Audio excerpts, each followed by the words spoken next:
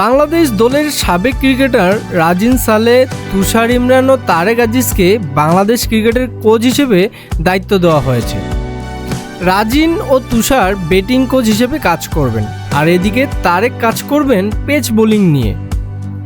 রাজিন সালে অবশ্য দায়িত্ব নিয়েছেন 3 মাসের জন্য। তার বেতন ধরা হয়েছে দিন প্রতি 7,500 টাকা। বর্তমানে বিসিবির হাই পারফরমেন্স বিভাগের ব্যাটিং কোচ হিসেবে রাজশাহীতে কাজ করেছেন রাজিন।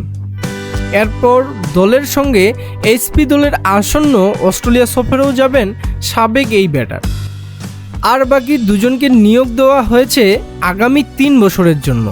এ সময় মাসে 1,30,000 টাকা বেতন ধরা হয়েছে তুষার ইমরান ও তারেক আজিজের। তারাও দুজনেই এরই মধ্যে কাজ শুরু করে দিয়েছেন। এর বাইরে মাসে 60,000 টাকা বেতনে নাফিস চৌধুরীকে বয়সভিত্তিক ক্রিকেটের নির্বাচক হিসেবে নিয়োগ দেওয়া হয়েছে।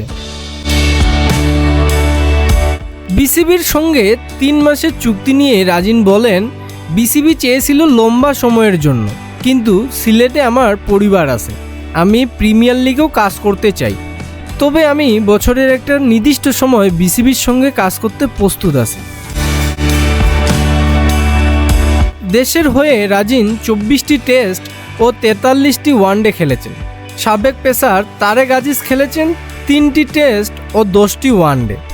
অন্যদিকে তুষার ইমরান দেশের হয়ে খেলেছেন 5টি টেস্ট ও 41টি ওয়ানডে, আর নাফিস খেলেছেন 3টি টি-20। রাব্বিল ইসলাম, আই স্পোর্টস।